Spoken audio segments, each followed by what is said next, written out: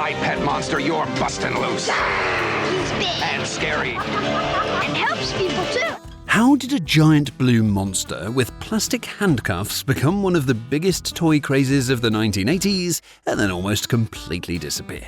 In the mid-1980s, toy aisles were divided into clear categories. On the one side were the dolls, teddy bears, and colourful plush characters aimed mostly at girls, and on the other side were action figures, robots, and military-themed toys designed for boys. And companies rarely crossed those lines because the industry believed boys and girls wanted completely different things.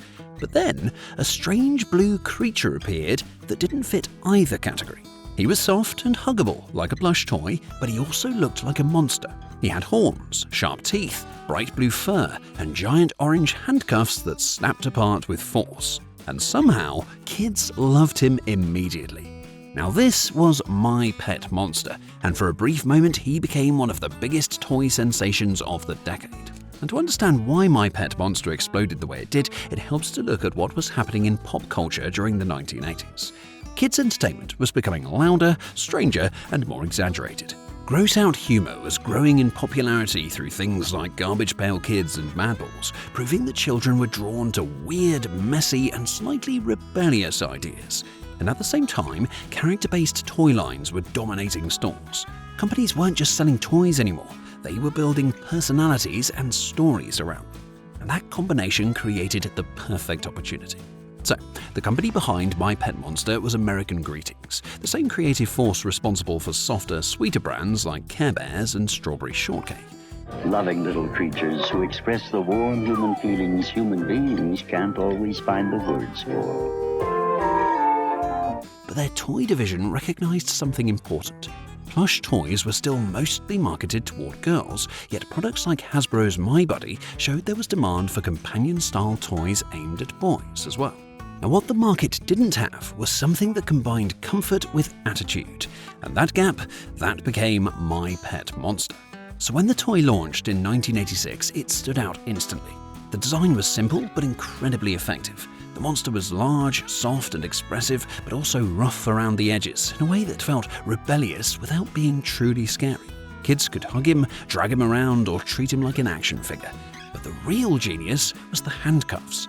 The bright orange shackles wrapped around the monster's wrists and connected together with a breakaway chain, so kids could snap the chain apart with force, making it feel like the monster was breaking free. It was a tiny feature, but it completely changed the experience of the toy.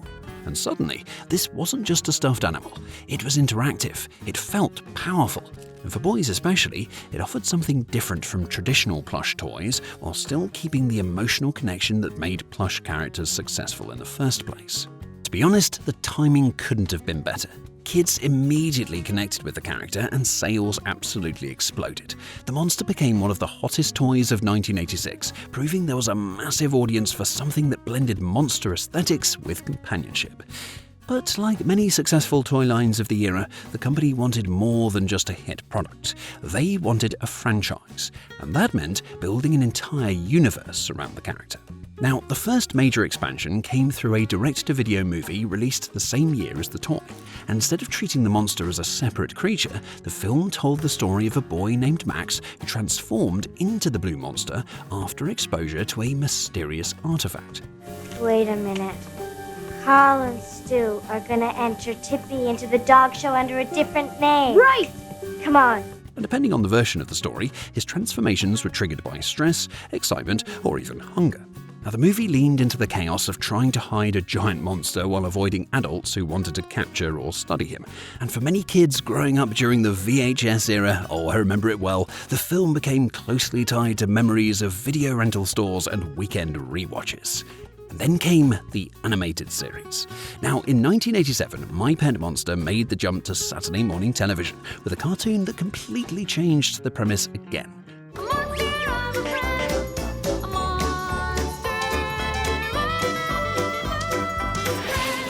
This time, the monster wasn't Max, he was an actual creature from a world called Monsterland. The handcuffs also took on a completely new role. Instead of simply being a gimmick, they now transformed the monster into an ordinary stuffed toy whenever they were locked in place. And that change gave the show its core setup.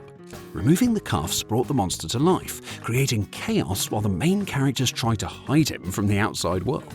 The cartoon introduced additional monsters, expanded the mythology, and gave the franchise a larger cast of characters. And at the same time, the toy line expanded with the new products, smaller figures, puzzles, books, and even sports-themed versions of the monster. And for a while, it looked unstoppable. But underneath the success, problems were already beginning to build. You see, one of the biggest issues was time. The toy industry in the late 1980s moved incredibly fast. Trends could dominate one year and just disappear the next. The gross-out aesthetic that helped My Pet Monster stand out was already starting to fade as new crazes took over playgrounds and television screens. And one franchise in particular changed everything. Teenage Mutant Ninja Turtles exploded into pop culture dominance, reshaping what kids wanted from action-oriented brands. And suddenly, monsters alone just weren't enough. Kids wanted larger universes, bigger casts, and more action-driven storytelling. At the same time, video games were becoming impossible to ignore. Home consoles were changing how children spent their time, and toy companies suddenly faced competition from entirely different forms of entertainment. Then came another major problem. The cartoon didn't last. Unlike other successful toy-based series that ran for years and constantly reinforced their brands, My Pet Monster only received a short run of episodes. And once the show disappeared from television, the constant exposure that kept kids emotionally connected to the character disappeared too.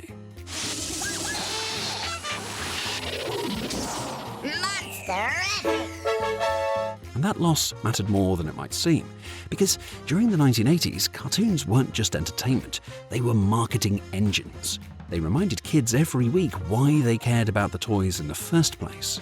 Without that visibility, My Pet Monster started fading from public attention.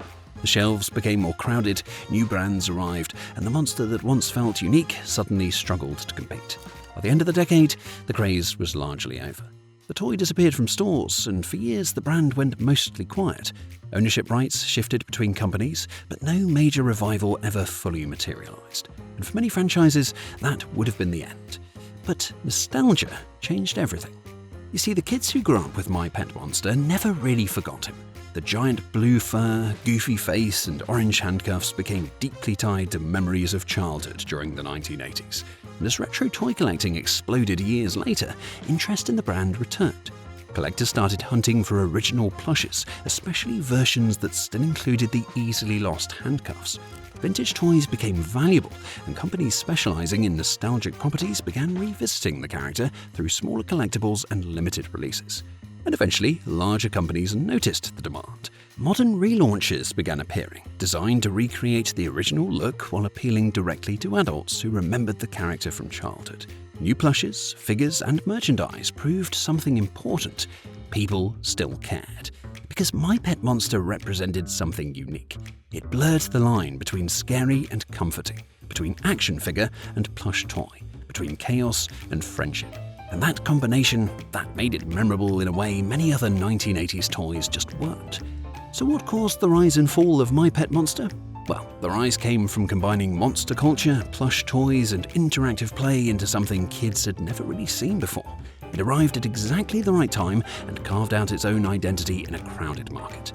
But the fall came from shifting trends, stronger competition, and the loss of media support that kept the brand visible. But the legacy, that survived. Because for the kids who grew up with him, My Pet Monster wasn't just another toy. He was weird, he was chaotic, and somehow he still felt like a best friend. Some toys become popular because they fit perfectly into their era. Others last because they never really fit anywhere else. And My Pet Monster somehow managed to do both.